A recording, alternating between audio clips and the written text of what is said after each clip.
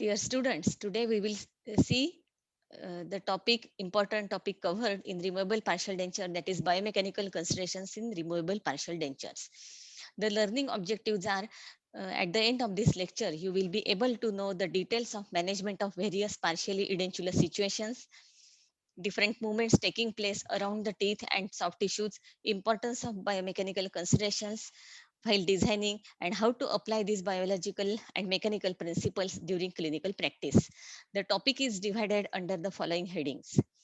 With increasing elderly population worldwide, the edentulous group of patients has been continuously expanding, and we know that these patients, due to the aging, results in significantly raised needs of prosthodontic treatment because of either completely or partially edentulous situations. Over the past century, complete or partial dentures have been widely used in dental clinics to restore the oral functions. During mastications, the oral mucosa beneath the denture plays a critical role in distributing occlusal loads to the underlying bony ridge over large denture supporting tissue interface. Therefore, it is important to understand the patient's mucosal response to the prosthodontic prosthesis for the treatment outcome, because mucosa has been found to exhibit complex nonlinear and time-dependent behaviors. When any edentulous patients, partially edentulous patients uses a removable partial denture, there is always movement under the functional load, that is a masticatory load, and the stresses on teeth and tissues are applied. There are stresses in the supporting tissue as well. Therefore, it is our responsibility that these stresses should not exceed the level of physiologic tolerance.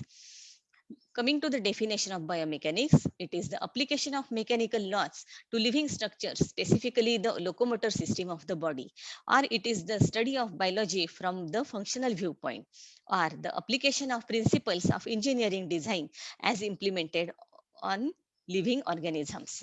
Bio is the living system, and mechanics is related to forces and its application to objects or living tissues. So, when these principles are not followed, we can see the manifestations like inflammation, caries, resorption, etc., or either pain in gingiva or looseness of the teeth. Coming to the biomechanics of prosthodontics, what is it? It is the application of mechanical principles on biological tissues while studying the biology from a functional viewpoint, and then using these principles to design a stable prosthesis. In oral cavity, the main supporting tissue is bone, and it is either alveolar bone supporting the tooth, or it is the residual ridge bone covered by soft tissues. So, if forces occurring with prosthesis is minimized within tolerance limit of these tissues, pathological changes do not occur. Coming to the biomechanical responses of the oral mucosa. When the masticatory load is applied on the oral mucosa, first static response or short-term or instant response is seen. It is often modeled as elasticity in the material in the path-dependent manner. Second is the dynamic response. It is a long-term or delayed response. It can be induced by viscosity or permeability of the interstitial fluid component in the soft tissue. The mucosa tries to withstand these forces. Third is the volumetric response. It is determined by compressibility to indicate the capability of resisting a volumetric change while the shape is deformed. So here the mucosa tries to withstand the forces by equally distributing that interstitial fluid. Fourth is the surface interactive response. It is represented by the friction between the mucosa and prosthetic material during function. So these four type of responses are uh, tolerated, but the sensation of pain is most direct indication of maladaptive denture to the supporting mucosa, and it is most common and critical issue affecting the denture function, which is seen by long-term or unfavorable forces transmission on the teeth as well as the underlying mucosa. The mandible of the aging patient, if we see, it is supported by periosteal plexus of blood vessels, very susceptible to diminished circulation under occlusal load, and it is induced mucosal pressure triggers the nerve pain and discomfort. Thus, it compromises the patient's life quality. When this mucosa is under compression with increasing masticatory loads, the interstitial fluid pressure builds up. With this increased compression, the inflammatory response of the cells and the surrounding tissues compromise the circulation, and consequently it results in reduced nutrient supply, and metabolic removal may lead to residual resorption, which is a progressive and very harmful patient's condition, and it affects the patient's oral health as well. Since the removable partial dentures are not rigidly attached to the teeth, the control of potential movement under functional load is critical to provide the best chance for stability. When we see the engineering mechanics, the processes induces stresses in the tissues equal to the force applied across the area of contact with the teeth or the underlying tissues. The same stress acts to produce strain in the opposing tissue as well, which results in load displacement of the teeth and the tissues. Therefore, it is important to understand how these mechanical phenomena act within the biological environment, which is unique for each patient. And while designing of the removable partial denture, we have to keep the focus on the goal of providing and maintaining stable processes. Consideration of basic biomechanical principles associated with unique features of each mouth is very important. When we see the supporting structures of removable partial dentures, these are the living things that are subjected to forces. And whether these are capable of resisting the applied forces depends on what type of forces require resistance, the duration and intensity of these forces, what capacity of teeth and mucosa have to resist these forces, which are the materials used and application influence the teeth and tissue resistance, and whether the resistance changes over time is very important. Coming to the biomechanical classification of removable partial dentures, we all know that this is broadly classified as tooth-borne or tooth tissue-borne partially edentulous situations. Tooth-borne is the situation which is bounded anteriorly and posteriorly by natural abutment teeth, and here the forces are mainly transferred along the long axis of the tooth, and hardly non-axial forces are seen in such type of situation.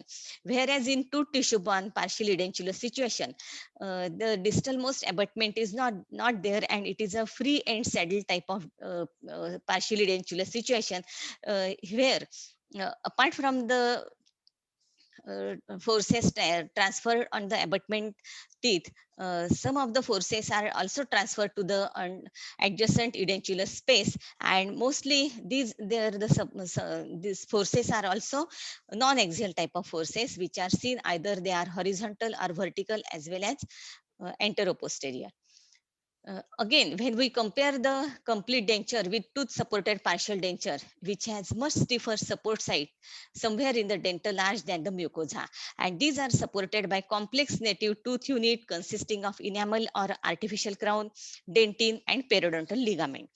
The displacement of the contact surface generally increases from the supporting tooth unit towards distal extension, which is called as free end saddle, and this results in the stress concentration in the underlying mucosa. Therefore, here we have to note that oral mucosa responds differently to loads than the periodontal ligament in the dynamic manner, as the mucosa is much easier to displace than the periodontal ligament and takes longer time to recover the same load. When we see the natural tooth adjacent to the edentulous area, the resiliency of the tooth secured by the periodontal ligament in an apical direction is not comparable to the greater resiliency and displaceability of the mucosa covering the edentulous ridge. And therefore, the distortion of the tissues over edentulous ridge is more than the abutment teeth under the same load. Coming to the biomechanics, the machines are generally classified into two types, that is the simple and complex.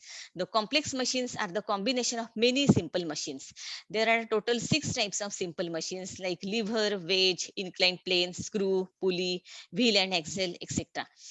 Uh, the lever and wedge and the inclined planes should be avoided in the design of removable partial dentures, and because we are concerning with these 3 types of machines, simple machines in this partially dentulous situations. When we see the mechanical principles applicable in removable prosthodontics, they are either lever principle, snowshoe principle, inclined plane, and L-beam effect. Coming to the lever principle, it is a simple machine consisting of a rigid bar pivoted on fixed point and used to transmit force, as in raising or moving a weight at one end by pulling down to the other side.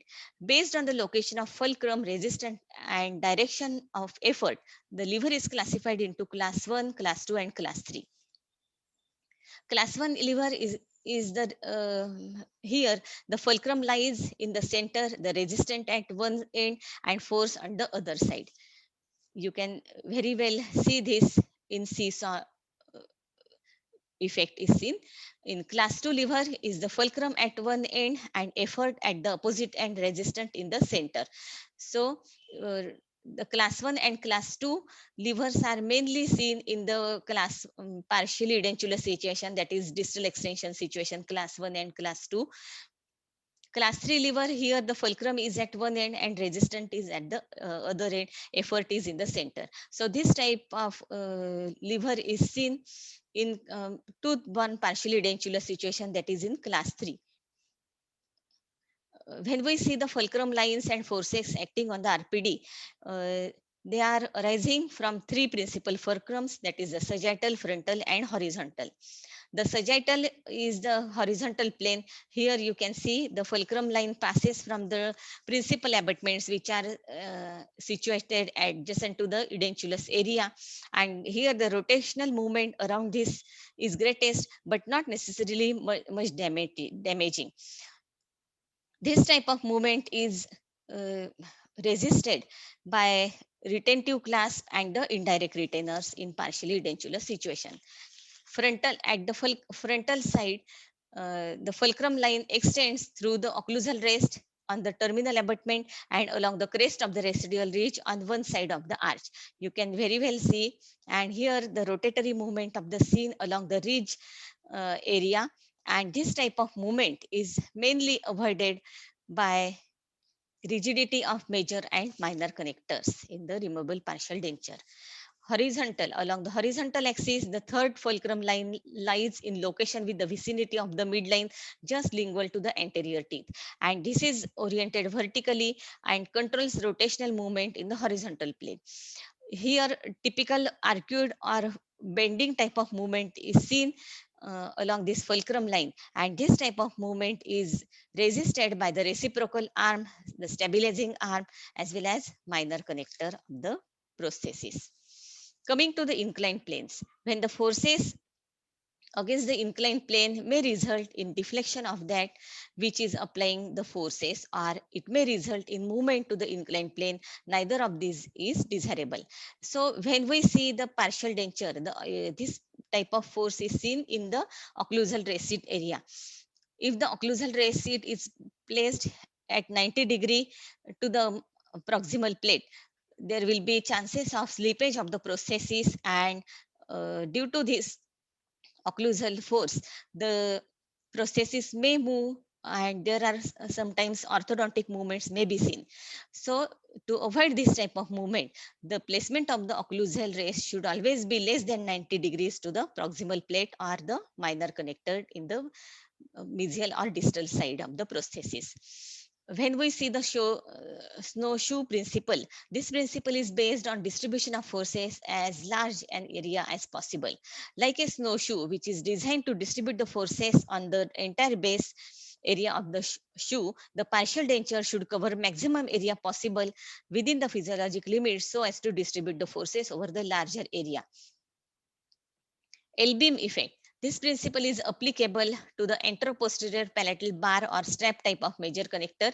And this component, there are two components, the two bars or straps lying perpendicular to each other, and the anterior and posterior bars are joined by flat longitudinal elements on each side of the lateral slopes of the palate. In this figure, you can very well appreciate the two bars are lying in two different planes, and they produce structurally L-beam effect, which is strong, which gives excellent rigidity to the prosthesis. Stress concentration in partial denture, when we see the stresses are divided in vertical, horizontal, or torsional. The vertical stresses are again divided into dislodging or displacing forces. in all types of these stresses, the abutment tooth or teeth becomes the fulcrum. And to control these stresses and to distribute them between the mucosa and the adjacent teeth require a careful consideration of the condition of the mucosa, the impression technique, the denture design, and distribution of stress between the mucosa and many supporting teeth as possible. The displacing forces result from downward stresses along the long axis of the teeth in the crown to apex direction and relatively vertical stresses on the ridge mucosa. And these are least harmful and are borne well if physiologic limits are followed. Dislodging stresses. These are the forces which tend to lift the partial denture from its rest position. And the reciprocal dislodging action occurs wide edentulous spaces are interrupted by few teeth, thus inviting an anteroposterior or lateral lift of the prosthesis.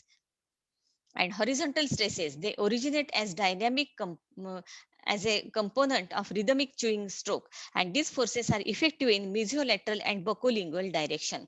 These lateral stresses are most damaging. We may come across some torsional stresses during partial denture, and it is a twisting rotational type of force which is a combination of vertical as well as horizontal force. This is noted most frequently when the long segment acts upon the first abutment which engages the uh, adjacent area. When we see the mechanical forces upon mechanical load release, the mucosa is capable of recovery at different extents, and the recovery time is proportional to the loading magnitude.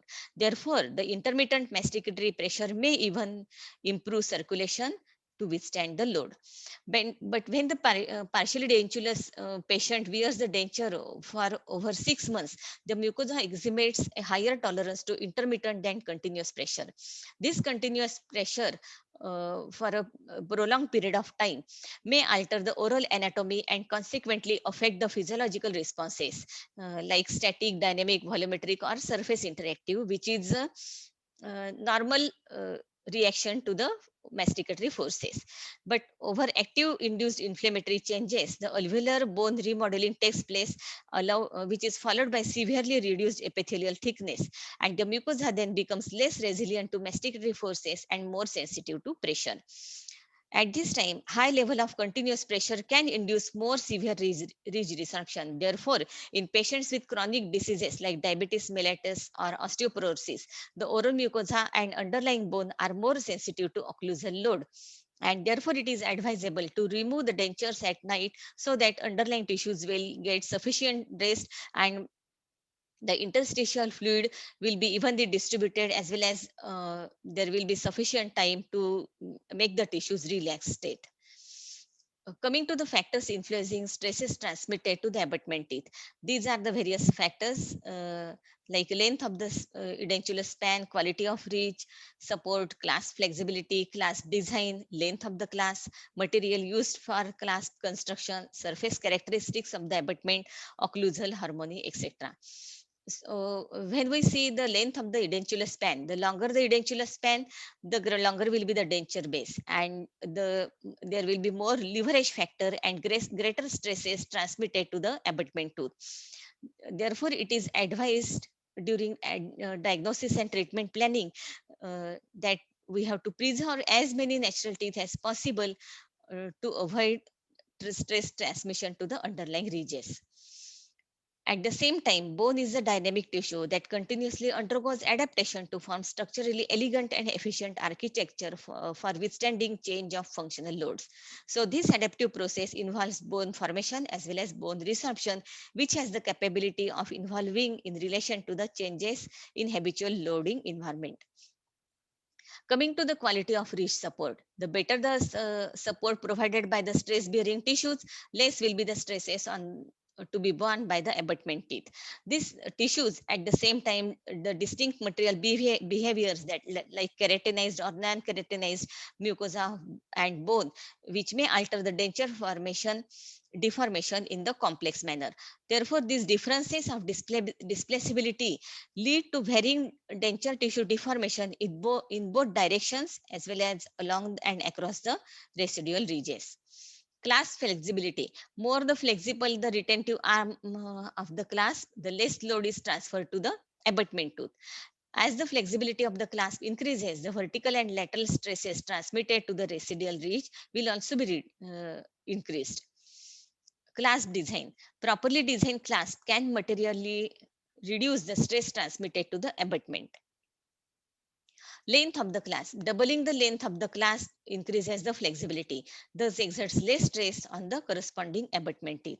Or, however, although the bar clasp arm is usually be longer than the circumferential clasp arm, the bar clasp flexibility will be less because of its half round configuration, which lies in several planes, which prevents its flexibility from being proportionate to its total length. Coming to the material used in clasp construction, they are either chromium based alloys or gold based alloys. The chromium based alloys have greater stresses compared to gold based alloys. Surface characteristics of abutment. Gold surface offer more frictional resistance to movement than will enamel.